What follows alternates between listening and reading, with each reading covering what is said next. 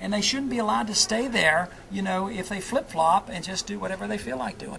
George W. smirks, Dick Cheney sneers, Rumsfeld jokes, Powell blusters, Rice lies.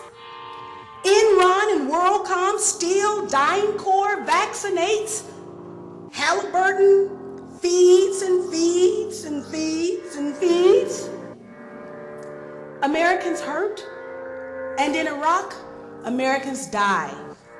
Our national leaders insult our allies, create more foes, reward their friends, increase our insecurity through their own policies, and plunge the American people into the deepest economic abyss of a generation.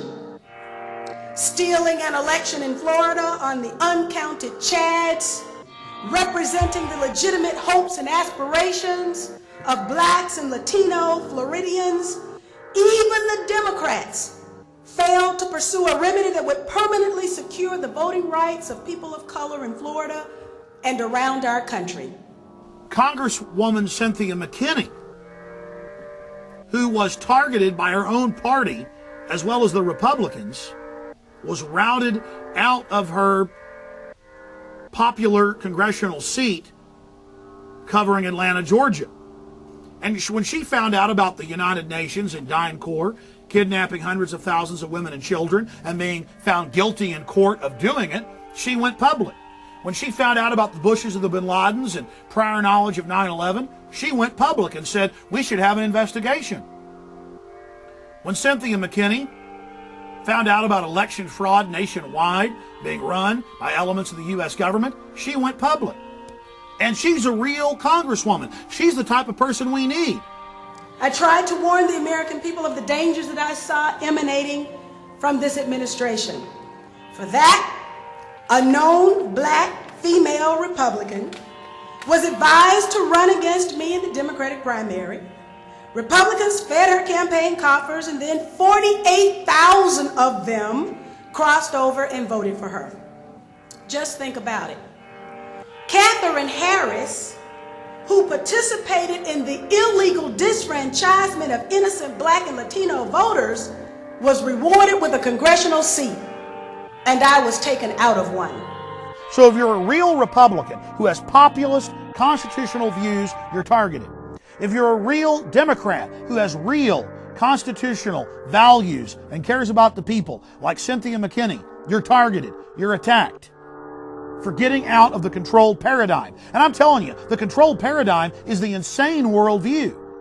We see ludicrous leaders like Tom DeLay, Trent Lott, Ward Connolly, and now Arnold Schwarzenegger parade across the stage adorned with the ornaments of power, while thoughtful leaders are shunned or targeted or cruelly maligned. But there was a time when that truly wasn't so.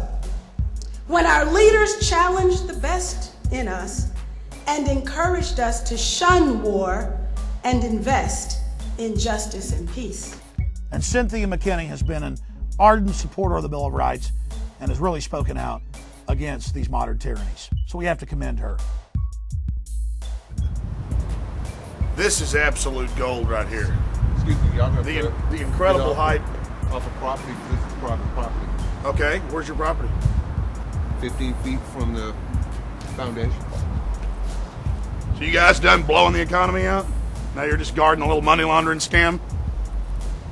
That's Enron, CIA money laundering. And they don't even want you to videotape their little Enron logo. Can you believe it? The exercise of power. And once our constitutional rights are gone, they'll have these guys dressed up in black uniforms busting through your door, telling you you're wrong after they're done destroying the entire stock market. That's how the scam's going to work here in the new third world country that is America. See, the media, CNN, all of them told you, invest in Enron, it's the biggest thing, it's the best thing, when really it was a Ponzi scheme. They were consolidating. They were taking all of the assets of the population, the pension funds, putting them in the company, then using those assets to buy other real assets and transferring it into other companies. Then when they're done, they burn the house down. And cover up their evidence. And then they have a whitewash in Congress where they talk about issues of little or no significance and distract you off the real facts. Where are the assets? And why aren't people talking about how 2 years ago they started transferring them into real companies? This is what we're dealing with here, ladies and gentlemen. This is the scam.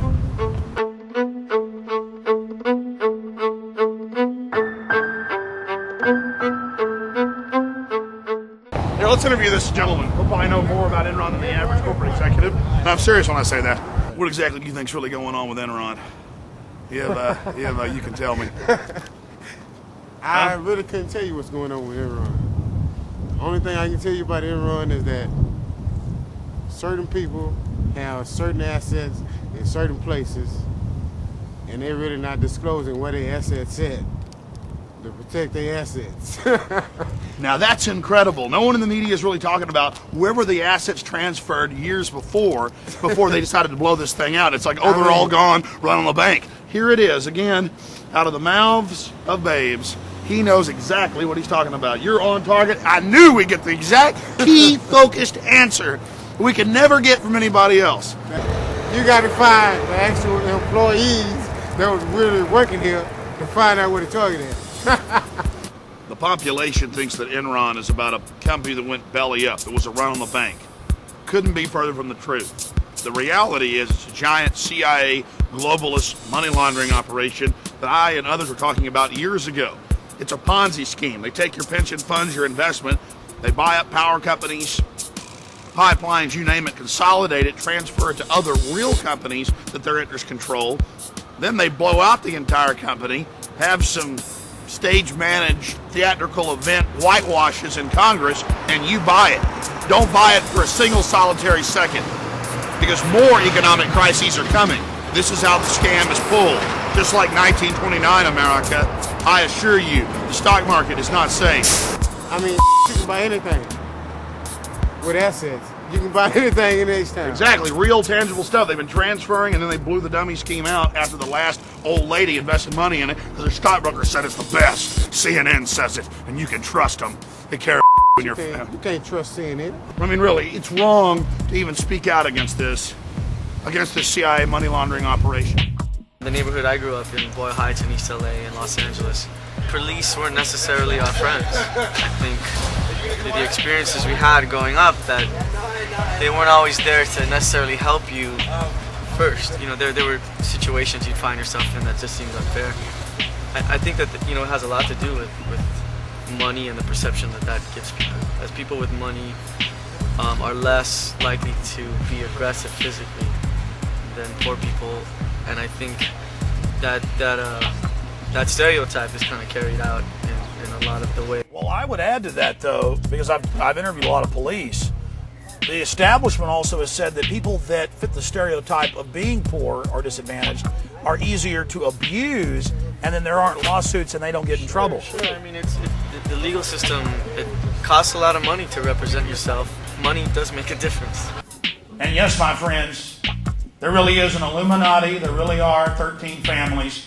They own the big banks that print the money, and they have stated publicly that they plan to get all of us, that's 95 to 80% of us, out of the way to engineer a servant class and to totally take control of the evolutionary development of the human species.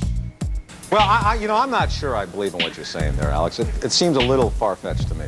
All one has to do is investigate FEMA, read the founding documents. It's been around since 1933, though they gave it the name in 1979. And I've got Senate hearings on tape where they talk about the concentration camps that FEMA is involved in constructing and maintaining. In fact, the agencies that were merged to create FEMA were the agencies that actually kept the Japanese Americans during World War II in internment camps. And FEMA's already activated. 4 days after September 11th, President Bush activated 500 dormant clauses, activating all of the FEMA powers. FEMA can take over every radio, television station, every transmission, satellite uplink since '96. I don't think that FEMA would ever have the power to impose any kind of martial law. That's only can be authorized by an act of Congress. And so I don't really see how the transfer of power would happen unless you're talking about an actual military takeover That's not through the true. NSC. Go read the executive orders on FEMA. How would it happen? look, it's already happening. The bunkers are in command right now.